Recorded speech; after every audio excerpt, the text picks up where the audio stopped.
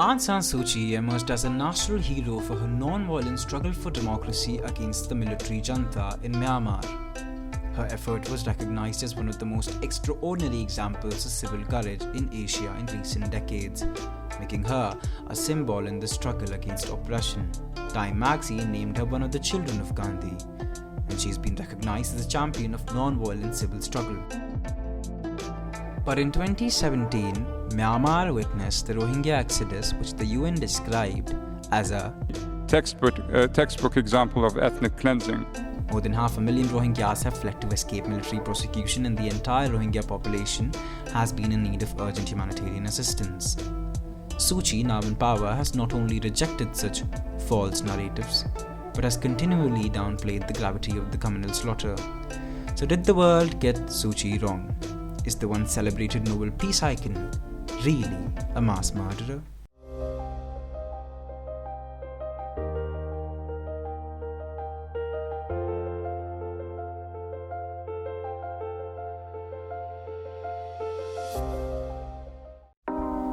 Aung San Suu Kyi was born in 1945 in British Burma to Aung San and Khin Kyi, both prominent politicians. Returning from University of London in 1988, she found herself at a juncture of history. Longtime military leader General Ne Win had stepped down.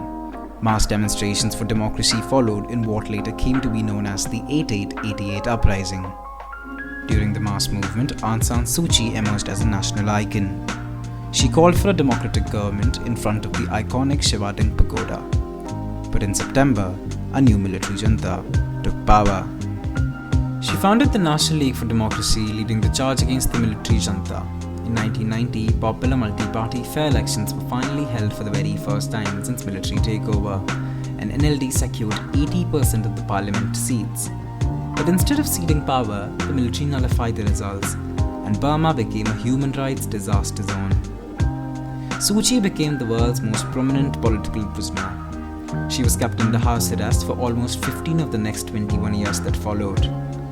Junta had hoped by keeping her detained the world would forget about Burma, but quite the opposite had happened. The more she was kept under house arrest, the more her international reputation grew as a champion of democracy, for which she was awarded the Sakharov Prize for Freedom of Thought in 1990 and Nobel Peace Prize in 1991. Growing internal unrest and extreme international pressure forced the junta to accede power. In 2008, the military junta conducted a rigged constitutional referendum and won by 93% votes. The junta adopted a hybrid regime of partial democracy where a quarter of all parliamentary seats are reserved for the military. Home Ministry fell exclusively under the military. Anyone married to a foreign national wasn't allowed to run for presidency, added only to keep Suu Kyi from power. In 2010, NLD had boycotted the elections, and a military-backed party came out victorious. Right after elections, Suu Kyi was released from house arrest once and for all. In 2012 by-elections, Suu Kyi campaigned for reform of the rigged constitution. Her party won 95% of the contested seats, officially making her leader of opposition. In 2015, the NLD won with a sweeping majority, winning at least 255 seats in the House of Representatives and 135 seats in the House of Nationalities. Before the elections, Aung San Suu Kyi had announced that even though she is constitutionally barred from running for the presidency, she would hold real power in any NLD-led government, for which State Councillor, a position similar to the Prime Minister, was created. Finally, after a long struggle, Suu Kyi was in control to take Myanmar onto the road of democracy and peace once and for all. You see, the Rohingyas are a predominantly Muslim minority residing in the Rakhine state of Myanmar, which has 88% of its population practicing Buddhism. The Rohingya persecution is nothing new. They have been subject to regular state-backed crackdowns since 1978. In 1982, they were barred from movement, education, voting, governmental employment, and have been denied citizenship altogether.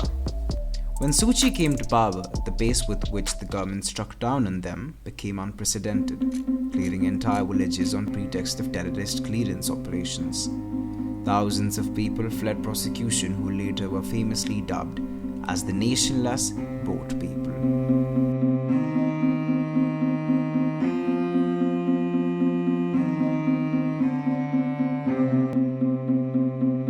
Policing under the new constitution fell entirely under the military, so onlookers naturally assumed that the human rights champion would fight for the Rohingya cause.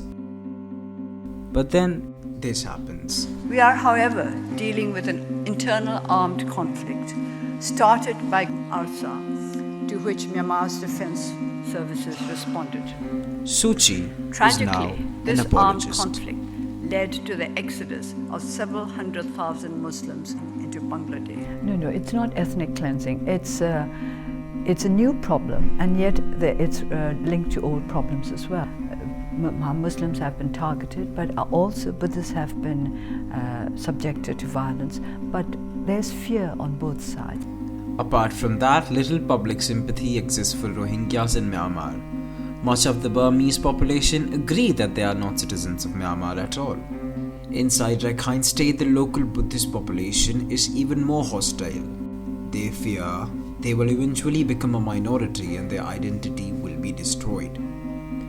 Upon winning power, Suu Kyi quickly sidelined many of the activists and civil society groups that have aided her rise. She's only listening to a few around her. She's been suspended from the Sakharov Prize community this year, formally stripped from her freedom of Oxford, and demands of scrapping her Nobel Peace Prize have also been made. UN Human Rights Chief has not ruled out genocide charges against her, and a genocide case is still ongoing against her government in the International Court of Justice. She has insisted that she doesn't act under a truly democratic constitution, and the volatility of Myanmar's new hybrid democracy hangs in the balance.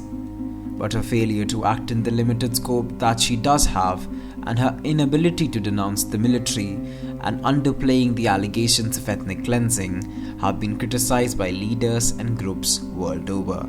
The bored people are past the waves of volatility. Now the world watches whether the newly float paper boat of Burmese democracy sees the same fate or capsizes and crumbles.